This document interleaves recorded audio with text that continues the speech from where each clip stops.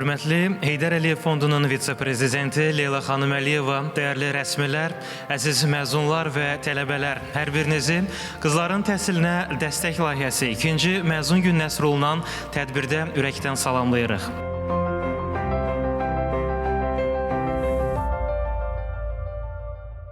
Milli mənəvi dəyərlər əsasında formalaşaraq müasirliyə açıq olan, mükəmməl təhsil alaraq həm də ictimai məsuliyyətini dərk edən hər bir xanımın uğuru xalqımızın, dövlətimizin və cəmiyyətimizin uğurudur.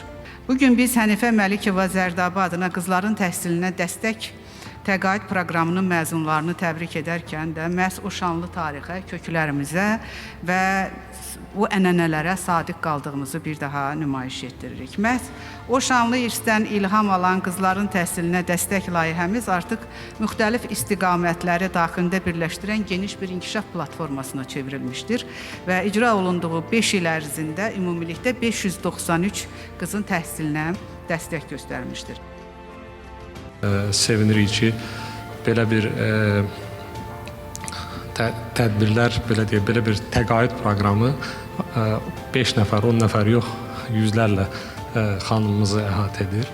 Qadınların təhsili dedikdə, qızların təhsili dedikdə ən aşağı yaşlardan başlayaraq onun dəstəklənməsini düşünürəm ki, daim öz yadımızda saxlayıb, diqqətimizdə saxlamalıyıq. Məhz bu yolla növbəti nəsil anaların, növbəti nəsil qadınların, növbəti nəsil uşaqları böyüdəcək vətəndaşlarımızın təhsilinin keyfiyyətli olmasını təmin edə bilərik ki, bununla da növbəti, belə deyək, ondan sonraki mərhələdə daha keyfiyyətli təhsildən danışa bilək. Bizim bugünə qədər ümumilikdə bütün 5 proqramımız üzrə 489 iştirakçımız olub və 489 iştirakçıya, onların böyük əksəriyyəti qızlardır, onların təhsilinə bu və ya digər səviyyədə dəstək verməyə çalışmışıq. Qoy qızlarımız oxusunlar. Oxusunlar ki, savadlı, inkişaf etmiş bir cəmiyyət formalaşsın.